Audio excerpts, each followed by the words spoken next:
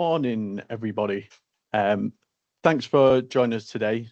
So today we're going to be speaking about ransomware in more detail, the impact that it has on organizations and the importance of real-time containment. So today I'm joined by a few of the guys from BullWall. So we've got both Andrew and Andy from BullWall. They're going to be going through a bit of a deeper dive into how BullWall can help organizations and a bit deeper on the impact of ransomware to businesses. So before that, I'm going to give a bit of an introduction to ARO as a whole. So if we jump onto the next slide. So for the past 25 years, we've been a performance partner in multiple different aspects of IT, whether that's cloud, collaboration, data center services. And over the years, we're now protecting around 600,000 users from a cybersecurity perspective.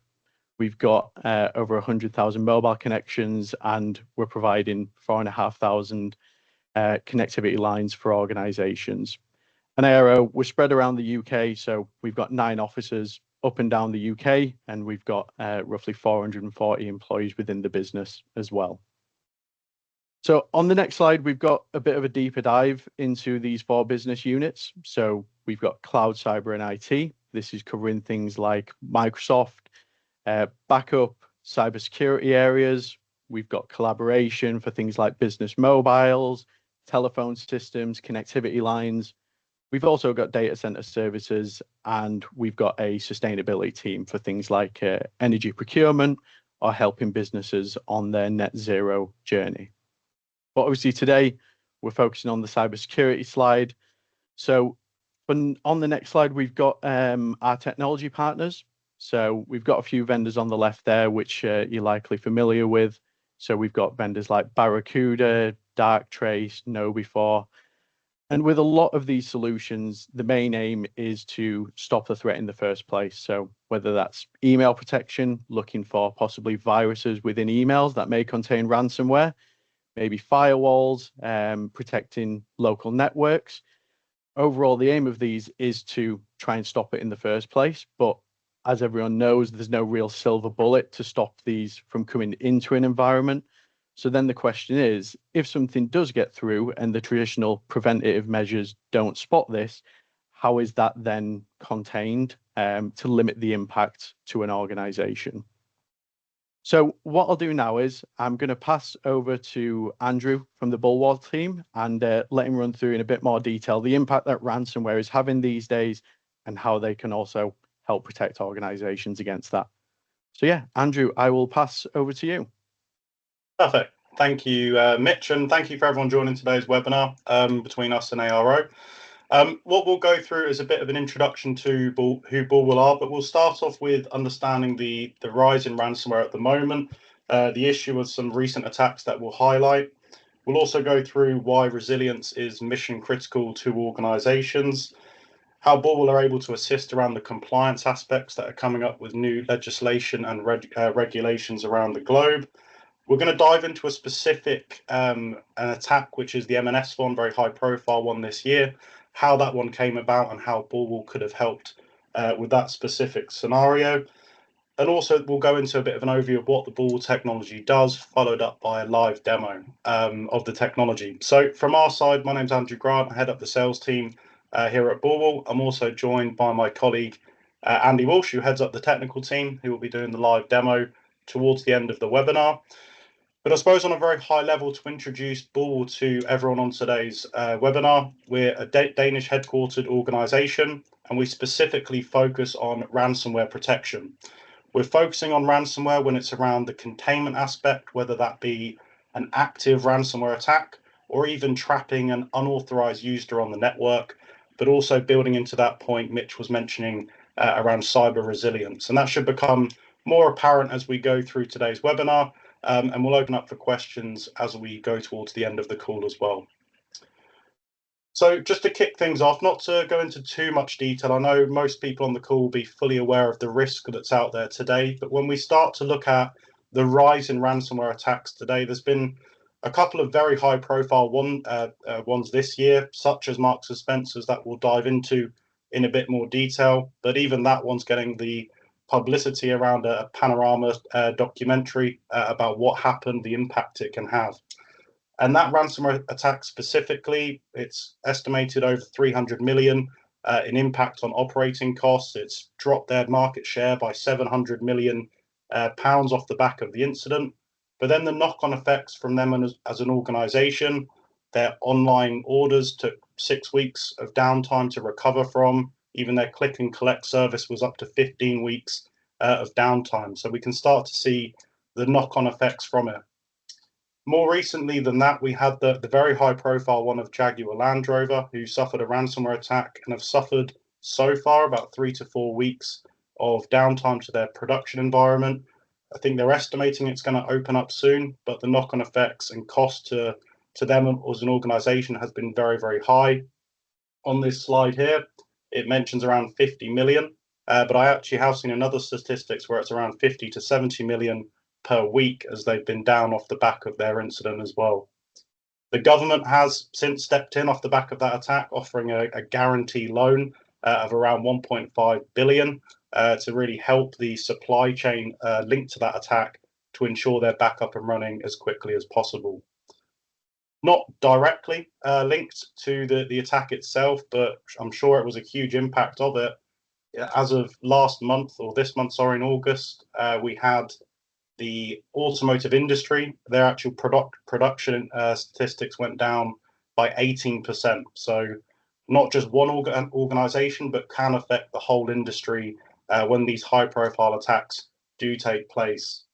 And I think even more concerning, the attack on Kiddo Nursery based around London, where we've seen in the news it's around 8,000 documents of personal information have unfortunately been shared online off the back of these attacks.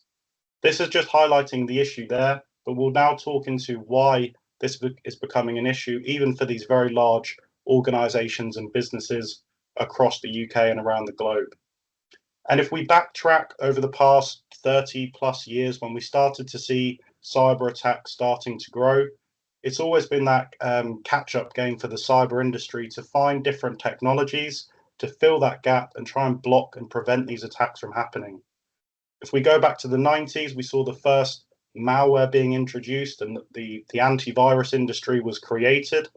Following that, year on year, the organizations have invested in multiple different solutions from AV to EDR to XDR. We're currently around that phase of zero trust as part of that multi-layered strategy when it comes to ransomware protection. But I'm sure you'll agree, after what you've seen on the last slide and here in the news, the attack cadence is only superseding all of these different investments that organizations are actually making to try and prevent or stop that attack from happening in the first place. So I'm not going to go into too much detail here, but more just as a point of reference for everyone on today's webinar. There's quite an interesting website called ransomware.live if you haven't seen it, but it really drills into some of the attacks that are happening around the globe. You can specify on the UK, but understanding different ransomware groups, maybe their techniques, the ransomware demands that they're actually trying to extortion from organizations. And just as a snapshot, as of this month, we've seen 290 active ransomware groups targeting over 22,000 victims.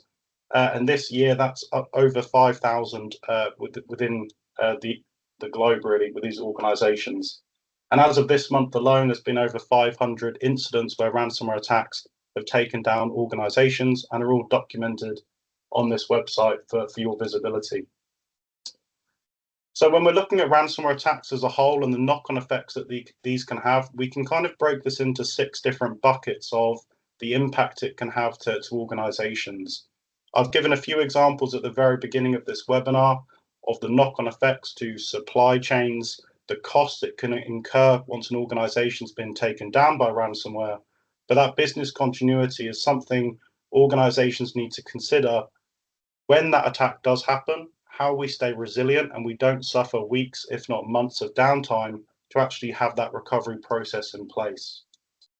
We'll touch on it through today's webinar, but also with the new regulations, whether it's around NIS2 or DORA from a financial perspective, HIPAA over in the US, It's all around staying compliant. If a ransomware attack happens, can we get the correct information over to the relevant governing bodies after an incident takes place to avoid any potential fines, penalties, or again, knock-on costs off the back of the attack? Reputational damage is certainly a large driver, especially with these large organizations being hit, such as the Marks and Spencers or Jaguar Land Rover.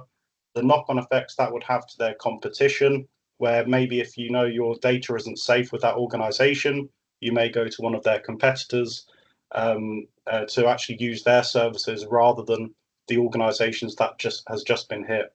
And again, the initial impact from a cost perspective is hard to evaluate or estimate, but over the following months and quarters and years, that figure will start to grow as that further knock-on effect from a ransomware attack.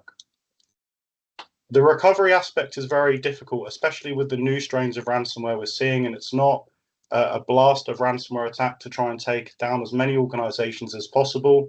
It's very targeted to go after organizations. They know a lot about organizations before they deploy that ransomware. And from a recovery perspective, if the ransomware has gone after the initial data, but also the backups as well, that's going to cause a lot of downtime to that business. There's a very high profile example of a logistics company called KNP, which a lot of you may have seen as well, who off the back of their attack actually went out of business after being operating for, I think, over 150 years as a logistics company in the north of England. They then had to close their books because everything was wiped out and they couldn't recover off the back of that incident. The overall impact from a cost perspective is quite an obvious one to consider, where we're looking at share prices, profit, revenue streams for that organizations to get fully back up and running on. It's going to cost a large amount of money depending on the size of the business and the knock-on effects that could have. But with all of these areas to consider when a ransomware attack is underway, it's looking at you as an organization and not thinking it's going to be someone else. It's now that mentality of assume breach. It's not a matter of if we're going to be targeted, it's when that ransomware attack is going to target our organizations. And one, do we have the correct technologies in place, the procedures, but also that resilience and operational plan to make sure we get back up and running as quickly as possible. And when we're looking at ransomware resilience as a whole, it's not just us talking about that terminology. It's all of the industry analysts at the moment, from PwC to McKinsey, TechRadar to MSN, all mentioning very similar things around that assume breach mentality, assuming something's going to get through. And I think the one in the bottom right-hand corner sums it up very well, where organizations need to prepare to recover from an attack, not just to defend against that incident in the first place. So if we actually define ransomware resilience and what we're trying to focus on with the BullWall technologies to assist organizations, is ransomware resilience is the ability to prevent, contain, and respond to a ransomware attack. That's going to minimize the damage and ensure rapid recovery of data and operations to maintain that business continuity and to ensure we don't have that weeks or months of downtime to recover from. So what's driving organizations to look at it? Obviously, there's the industry analysts that I just mentioned, like PwC and McKinsey, telling organizations to review their incident response plan and how they can ensure they are resilient if that worst case scenario happens. I think the statistics that I've mentioned at the very beginning, with some of these organizations being hit by ransomware, seeing the likes of Marks and Spencers, Jaguar Land Rover being headline news and being on BBC articles is making it a lot more headline news that we need to consider what we've invested in. Is that enough to stop an attack from happening? The different legislation and compliance regulations coming into play is really putting that scrutiny on organizations to ensure they've put the correct measures in place. And if they don't, there's different ways they're being targeted from a fines and compensation perspective as well. And we'll touch on it towards the end of the webinar, but organizations that have invested in their backup solution, their perimeter security, they now need to consider adding additional steps such as containment and having that automated response when it comes to a ransomware outbreak. So there's a bit of a shift when it comes from cybersecurity, and as I mentioned, over the past 30 years, we've always tried to add more and more different technologies as part of our security stack.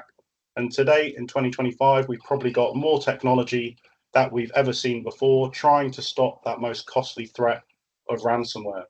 But I think there's a few key areas that we can all agree on, where if you've invested in certain technologies, whether it's the latest and greatest EDR technology or perimeter security to try and block that threat, it's not enough anymore to stop that intruder from getting through and potentially bypassing it.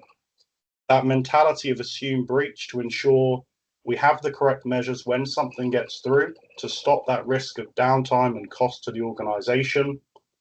And again, with the different legislation coming into play, we can actually go through that tick box exercise of ensuring we've got the right measures in different stages of that ransomware attack.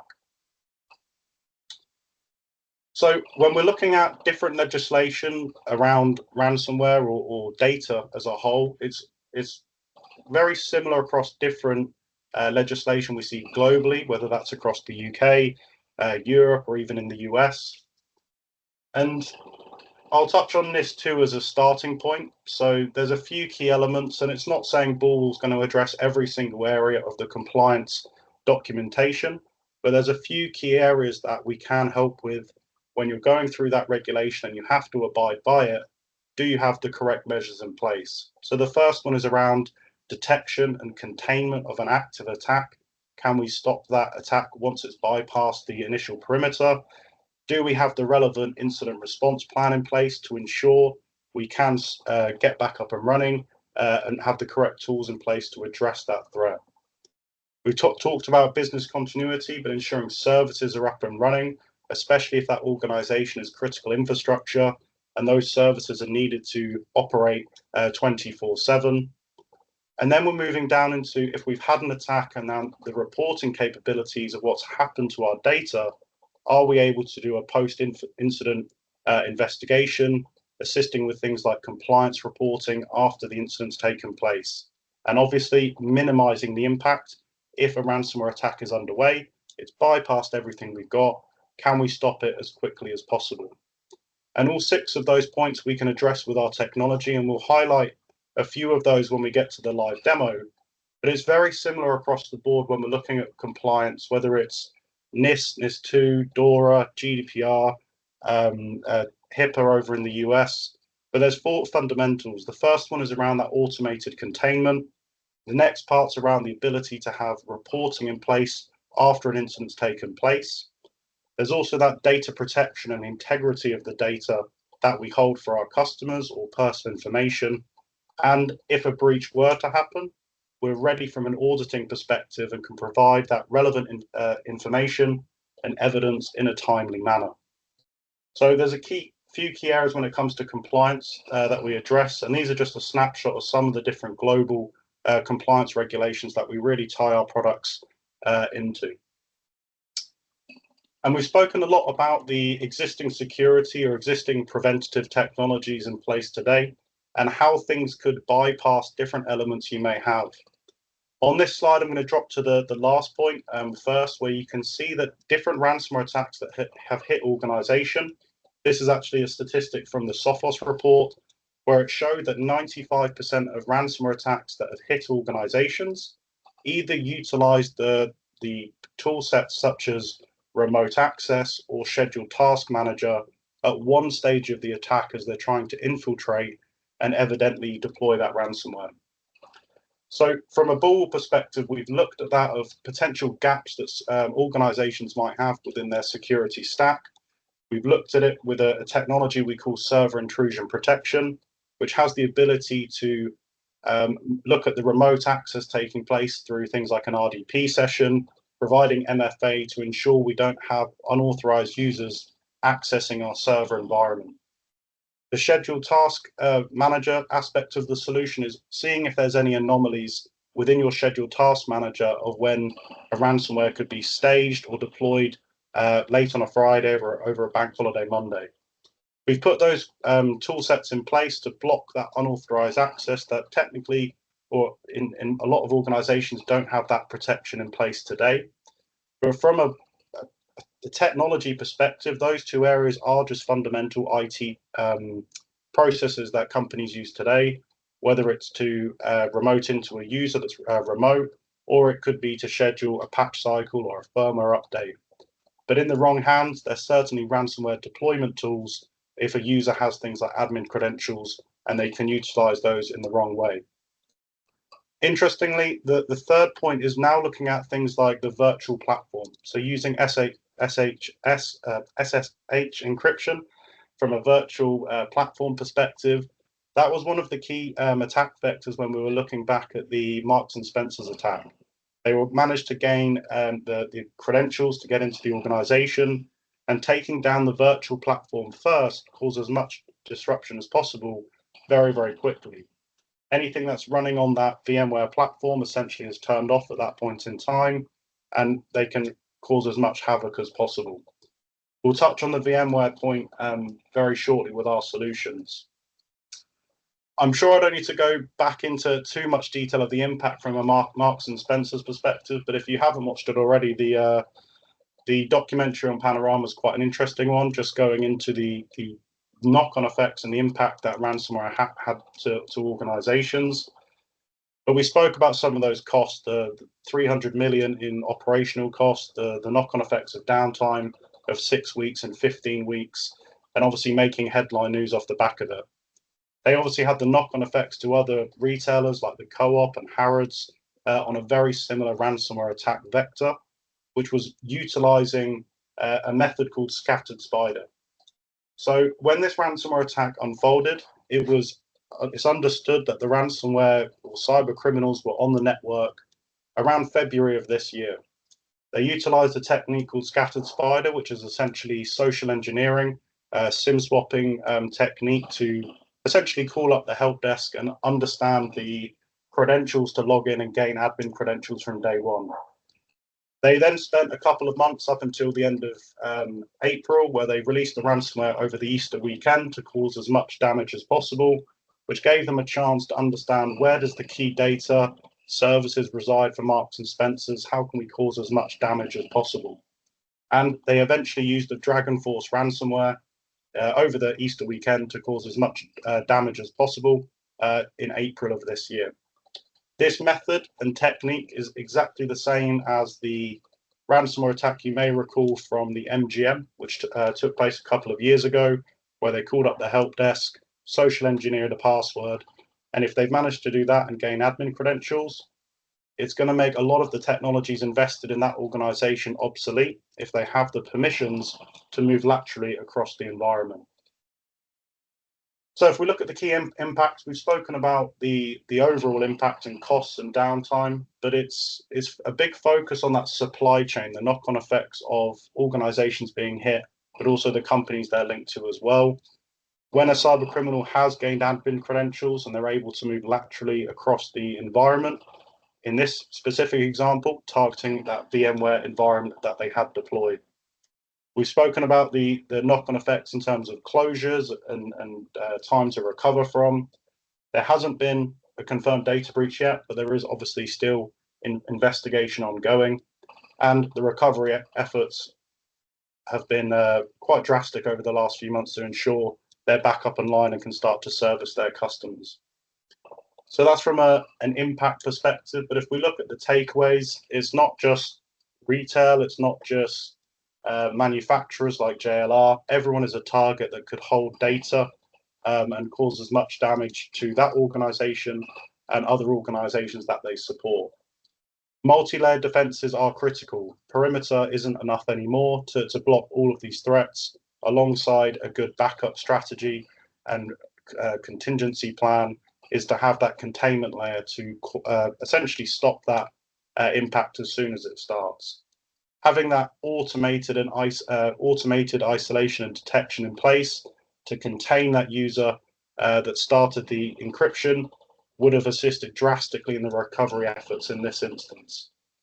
And following that, when we're now looking at things like the compliance aspect of a ransomware attack, a comprehensive logging of all of those issues around what user was affected, what device, what files, would have been absolutely critical for Marks and Spencers to get back to the relevant governing body and stay resilient.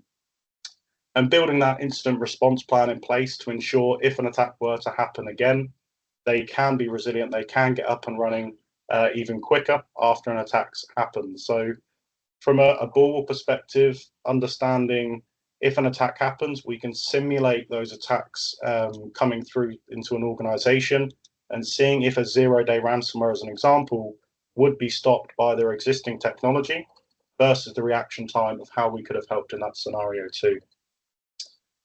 So we've spoken a bit about the VMware platform, and at BullWall we do have a module which specifically focuses on this attack vector, and it's been growing ever since 2020, but there's been a lot of high profile cases where they've gone after the ESXi hosts themselves, and natively within VMware there isn't any security built around that to fill this known vulnerability of how cyber criminals can actually gain access to the environment.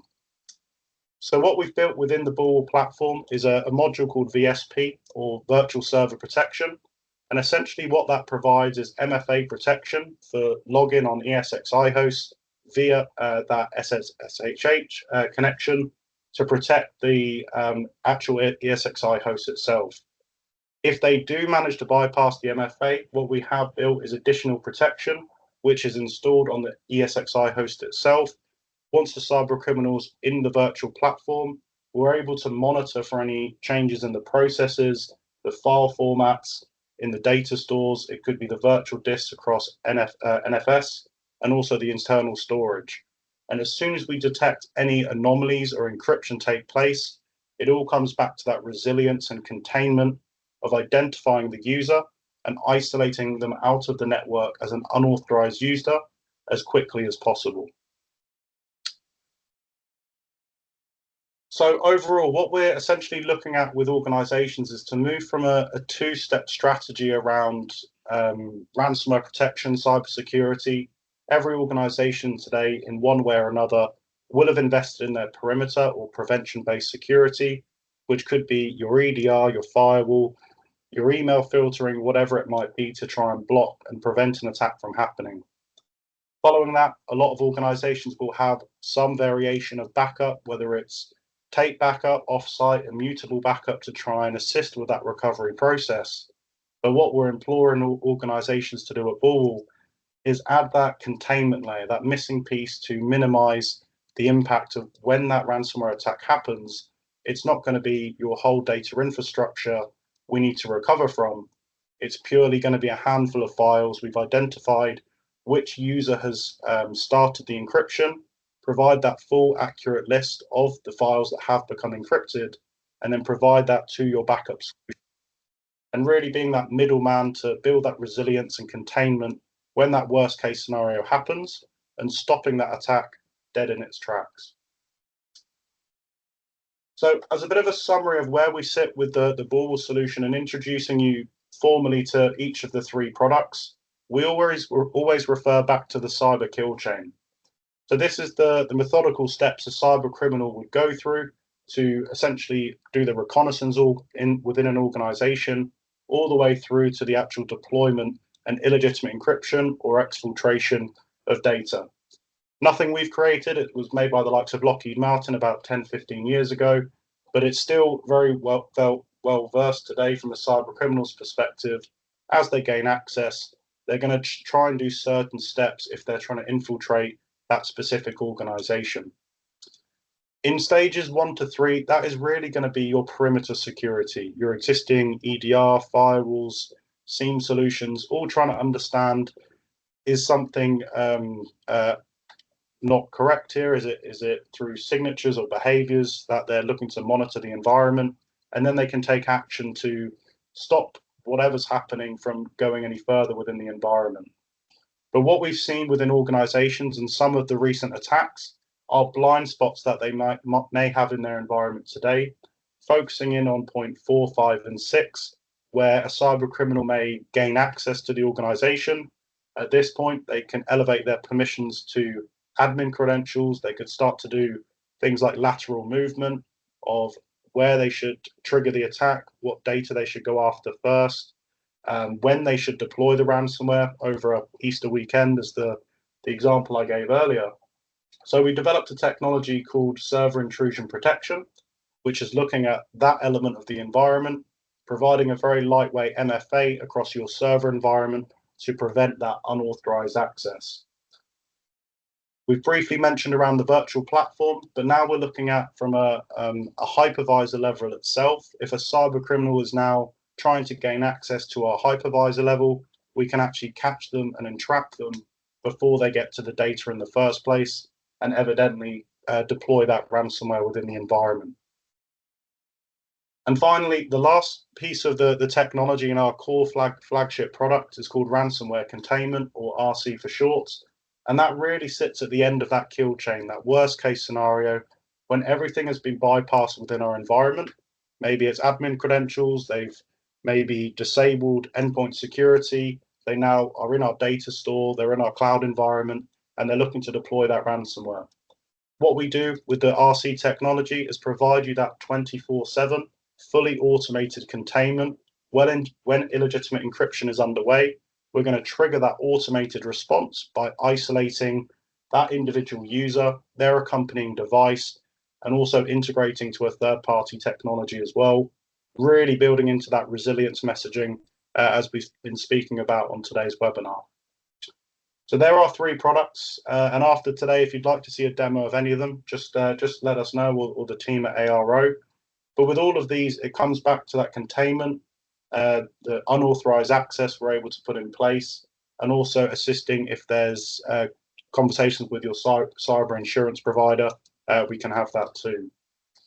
But one thing we always do ask organizations, and we can run this in the environment too, is if you've invested in all of these different technologies to try and stop an attack, have you ever run a 0-day threat within your environment today to see if those measures that you've invested in do actually stop these attacks from getting through? And it's quite an interesting question, and never something we get an answer on directly from customers, because why would they? It's their environment.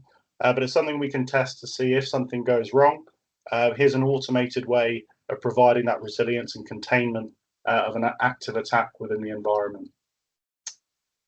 So just before I hand over to Andy to give you a high-level demo of the technology, just to kind of give a recap of what we're looking to protect with our technology, is protecting the critical IT infrastructure of the organization. We provide the containment across 4 key areas. So the first part's around your things like your domain controllers, your application servers, database servers, where your key infrastructure would reside. We also support things like your data storage platforms. So whether you're utilizing things like Windows file shares, NetApp, Dell EMC, and a few more that you can see on the slide there, where we're able to monitor for illegitimate encryption within those network storage platforms. We also look at protecting your cloud environment. So if you're utilizing things like Office 365, SharePoint, OneDrive, TeamSites, Google Drive, we're able to monitor your cloud environments and tenancies to see is there illegitimate encryption taking place there, and again putting the relevant response in place to give you that level of resilience and containment within the cloud environment as well. Finally, as I mentioned, moving from that 2-step to that 3-step approach, finally is going to be working alongside your backup solutions, whether you've already invested in Veeam or Datto, TCS, Rubrik. It's going to be a lot easier for those technologies to assist you with that recovery process, whether it's a handful of files versus your whole data infrastructure that you may need to recover from. So at this stage, I'm going to hand over to Andy, and we'll go through a quick demo for you. Thank you, Andrew. Okay, guys, so what I'm going to do for you today is I'm going to give you, as Andrew mentioned, a high-level overview of the RC solution. What we are then going to do is we're going to run a number of ransomware simulations to show you how they could get into an organization, but more importantly, how our solution deals with that threat. So what we're looking at here is our RC dashboard, and this is accessed by installing a very lightweight server within your environment, then accessed via a URL, which is controlled using Active Directory groups and token-based authentication. So once you've added your credentials, you are presented with our dashboard, and I'll go into a little bit more detail on this later on in the demo. But as Andrew mentioned on that last slide, what we do need to introduce is your critical infrastructure. So these can be your file shares on-prem, up in the cloud. They could be database servers, application servers, and domain controllers. So as part of the prerequisites, we do require a service account, and that service account does not require any elevated permissions. It purely needs read access to the environments that we want to monitor. If we don't have the access, the tool will clearly indicate that, but it will also advise the RC administrator that this environment's not being monitored. If you're using DFS, it's exactly the same principle. We just require read access to the namespace, and we do interact up into the cloud. So if you're using any of these solutions, we're able to monitor the data that gets synchronized up into these environments. And I'll take you through how we do that a little bit later on in the demo. So once we've onboarded that critical infrastructure, we need to look at how we do the detection against the different strains of ransomware. So on the right-hand side, we have a list of known bad, which consists of extensions, artifacts, and file headers. So as part of the subscription to the tool, we have a team in the back end that are regularly looking for these known strains of ransomware. And as soon as we come across these, they're automatically pushed to your dashboard. So because we are the agentless solution, as soon as it hits here, we are protected. So in other words, we do not need to send any signature updates down to your local clients. But with RC, we're not solely reliant on this list of known bad. It basically just enables us to detect that known strain of ransomware. So to detect that, what we need to do is allow RC to learn your data over a short period of time using our built-in machine learning capabilities. And what we are looking for is the known good extensions, but also the file headers associated to those extensions. So if that unknown ransomware or zero-day exploits were to come into your organization, it'll do one or two things. So firstly, we'll look to encrypt that data by changing that file extension to an unknown extension. What that means is we haven't seen that then as part of our known bad list. We haven't seen it as part of our known good list. We are going to detect that as an unknown strain of ransomware, and that is due to the speed of the encryption. So the reason we look against the file headers is that ransomware will come in, and that encryption process may not change the file name or the file extension, but that process will alter the file header. So again, we're able to detect on that very, very quickly due to the speed of the encryption. But more importantly, we will go ahead and put those automatic isolation steps in place. So basically what we're highlighting from this particular screen is that we know about the known bad threats. We know about your known good data. More importantly, we are catering for that unknown threat or that zero-day exploit. So let me go ahead and jump onto our dashboard. So what we're looking at here in the top left-hand side is our live log. And what's key to point out at this stage is that we are not continually scanning your network. These are all file-based notifications. So as soon as somebody makes a change to file, be it modified, created, deleted, or renamed, it's at this point we are checking that file for that illegitimate activity. So from an RC perspective, we are utilizing existing network broadcasts that exist in your Microsoft networks today. So when you introduce RC, you're not actually introducing any overhead because that traffic already exists. So in the center here, we have an activity live, and it just shows at any given time the files that are renamed, deleted, modified, and created. And there's just a couple of graphical interfaces on our dashboard. But at this point, what we're looking at here is just legitimate activity. At this stage, nothing malicious is taking place. So we're going to go ahead and run a simulation. So what I just have here is a Windows device is connected to my domain. Then that's connected back to a file share that exists on my server.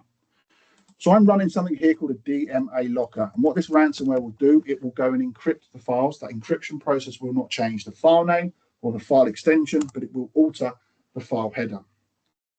So we can see encryption started, but more importantly, that machine is now in the process of doing that automatic isolation. So if we draw attention to the dashboard, so we do have to see some files encrypted. So in other words, this ransomware has bypassed that first line of defense. Now just pop into the file share in which I've just attacked. So I can see a number of files have become encrypted, and I can see that due to the date stamp. And if I try and open one of these files, we cannot view the content of that because of that encryption process. So without RC in place, what would have happened is this ransomware would have freely started to encrypt everything on my file share. Now, I've only got a handful of files. As an organization, you may have terabytes worth of data. In a very short period of time, that whole file infrastructure could be encrypted. And there is every potential for that ransomware to jump to other critical infrastructure within your environment. So what this is telling us on our dashboard, so yes, as I mentioned, that ransomware has bypassed that first line of defense. We very quickly reach 100% alert level. We know the type of breakdown that is based on our detection sensors. So we have a number of sensors that will reach a certain volume, a certain number, sorry. Once we reach that number, we reach that 100%. And it's at that stage we do the automatic isolation. So in the case of what you've just seen on that device, I sent a full shutdown from the server. And I've also disabled that user's account in Active Directory, but not just on-prem, but it's up in the cloud at exactly the same time. So there is no reliance on that synchronization process. But we also have the ability to interact into existing EDR NAC-based solutions. So you may well have invested in a solution like Microsoft Defender, which has those isolation capabilities. So with our two-way RESTful API, we can hook directly into that to help with that isolation process. So at this stage, we've done our detection, we've done our reactions, we've integrated into basic email, into a SMS gateway, into a SIEM, into a syslog. We've done our response based on either utilizing our built-in capabilities or interacting into that EDR solution. Now we need to look at the recovery. So I know when I was running that attack, there were some good files generated, but more importantly, I can now drill down to that individual. So yes, this individual will lose a little bit of downtime, but we're talking about one person here with a handful of files rather than that whole file infrastructure. So your business as a whole would still be able to operate. We can highlight these. They can be exported to a CSV or potentially interact into a backup solution, but we will provide you that exact location of that encryption that's taken place.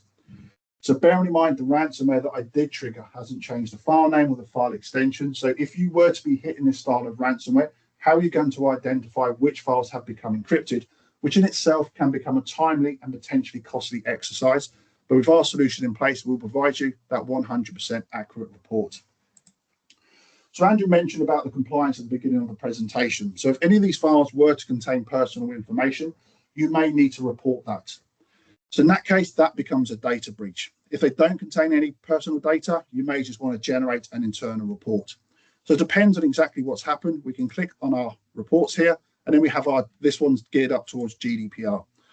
Some of this information here will be free-form text, but we automatically populate when that attack starts. When it stops, we type in a summary, the location, the server. More importantly, we identify the file owner and the list of files that have become encrypted. So if you were to be hit by ransomware and these files were contain personal information, what we provide you here is enough for you to be able to report. So at this stage, I'm just going to stop sharing one particular screen. I'm going to jump to another screen and just take you through a couple more scenarios. So what I have in the background is my RC running. I have two devices here in front of me. So the first one here is a cloud simulation. So in my case, I'm going to be utilizing SharePoint or Microsoft. If you were to be using Google Drive, it's exactly the same principle. The second one here is running one of these EDR solutions. So in my case, it's SentinelOne. And we're not here to say anything bad about these types of tools because you still require these tools. However, I'm going to take you through how we do the interaction into these solutions to help with that isolation process. So if I go to my SharePoint screen, so at this point, what I'm going to do is run a really old ransomware, which is the .WannaCry. As you may be aware, this hit our NHS some years back. What I'm basically highlighting at this stage is that we don't care if that ransomware was released today, in the future, or in the past. What we are looking for is the telltale signs of that illegitimate activity. So if I go ahead and hit attack, what this is doing is going encrypting that local OneDrive store. And with that built-in synchronization process, these files will be uploaded into the cloud with that .WannaCry. So for us to be able to manage the cloud, we need to allow RC to then become trusted. And we do that by utilizing Microsoft technology, which is an enterprise app registration, which then provides RC with those unique client IDs and secrets, which then allows us then to become trusted. Once we have that trust, we're able to monitor everything that sits underneath that SharePoint umbrella. So your SharePoint sites, your Teams sites, and any OneDrive sites you may have. So at this point, we are reliant on the cloud synchronization, but as you can see very shortly, we did reach that 100% alert level. If I go to my device, it's in the process of, again, doing that automatic isolation. So the reason I can shut my machine down using our built-in capabilities is that machine is connected to my domain. So I can see the device, I can isolate that device. But if your users are accessing your data remotely, so from home or Starbucks cafe, for example, at this stage, if you have an EDR solution, obviously EDR will still be able to identify the device and still do the isolation. But if they're using a home device or a mobile phone, for example, to access that data, we obviously can't see the device do any isolation. But because we can still see that individual and because we have the trust in the cloud, we're able to then go ahead and isolate that user, isolate them from the networks. In other words, block their AD account, revoke that token. So in other words, it doesn't matter how your users are accessing the cloud data, whether using the synchronization process or directly into the cloud itself. It doesn't matter the type of device they're accessing that data from. We would still see that activity. We would still do the necessary isolations. So let's just go ahead and reset my dashboard and just take you through the final simulation utilizing the EDR solution. So what I have here is a standard looking iPhone charging cable. Well, this part here has generally come preloaded with ransomware. So as organizations, you probably prevent the use of USB storage devices, but it doesn't prevent the use of these cables. So I'm going to plug that into my laptop. We're going to go to my Sentinel-1 screen, and what we should hopefully see in a second is that run box appear. And what that is doing is triggering that ransomware and again going after that critical infrastructure. So if we go back to our dashboard, exactly the same scenarios you've seen in the last two simulations. We very quickly reached that 100% alert level. We know the type of breakdown is based on our detection sensors. In this particular case, we have detected against multiple sensors. More importantly, we have identified that individual and put those containment solutions in place. Now, this machine is domain joined, but as you can see, nothing has taken place, but we are working in the background. So because we have that two-way RESTful API, we have taken those users' credentials, we've passed those up into Sentinel-1 and all these different EDR solutions. They will then be able to identify the device or devices this individual is connected to. With those built-in security policies, will disconnect that user from the network. So if I go to my Sentinel-1 screen, and if I open up my File Explorer, you can see my network resources now become blocked. And if I go to a browser, just type in BBC, you can see my internet access has also become blocked too. So if I now drop down to my system tray. So at the moment, my Sentinel-1 icon is indicating that everything is working fine, but in a short period of time, as you can see, that orange button just appeared. That will then change that display to identify to that individual that this device has been quarantined by using those built-in security policies. So to summarize, before I hand back to Andrew, so RC in itself, we are installed on a very lightweight server. More importantly, on all these devices, we don't require that agent, which then makes it very quick and very easy to deploy. So from our perspective, we don't care how that ransomware gets in. We don't care the strain of ransomware. What we're basically there for is to contain it very, very quickly. More importantly, stop that costly downtime and entrap that cyber criminal. So thank you, very, very high level, for allowing me to show you the demo. I will now hand back to Andrew. Thank you. Perfect. Thank you, Andy. So the final slide from me before we open up for a bit of a Q&A with just over 10 minutes left. Very similar to what I spoke about throughout the presentation, where ransomware becomes mission critical for organizations, is how we can align that to budgets or potential projects. And from our perspective with this technology around adding that layer of containment and resilience, we understand sometimes it's not an identified project within an organization. Maybe you've pre-aligned budget for EDR, firewall upgrades and renewals and things like that. So what we look to do is tie into other projects, and it could be an idea, a way for you to look at your kind of budget internally, and just a few suggestions from our side. So the security enhancement is an obvious one. If you are concerned about the risk of ransomware, especially with what's happening in some of the stories I shared at the beginning, it's definitely a project we could tie into around minimizing the risk register when it comes to a ransomware attack. We spoke about compliance and regulations. Maybe you do have an initiative at the moment around NIS2 or DORA if you're in the financial industry, where we could maybe tie into and give you that level of compliance if a ransomware attack were to happen. Business continuity and recovery plans, again, what's happening in the news at the moment.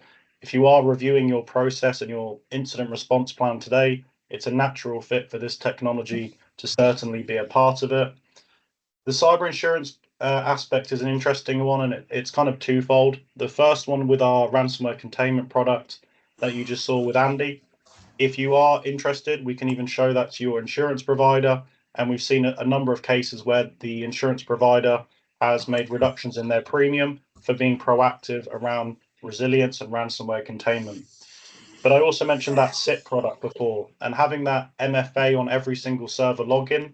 If you look at the fine print within some of your insurance provider contracts, it's going to be mandatory in a lot of them to have MFA on every single server login, which you might not have today, and could give you that reassurance to your insurance provider to stay compliant there. So maybe something you could tie into. The other part is any final digital transformation projects. We're here to assist with the likes of ARO. Andy, for jumping on and running through everything today. But any questions, or as BullWall said, if you want to have a more in-depth session, just let us know. We're more than happy to arrange that. Yeah, thanks everyone. Appreciate it. Thank you. Thank you all. Cheers. Bye-bye.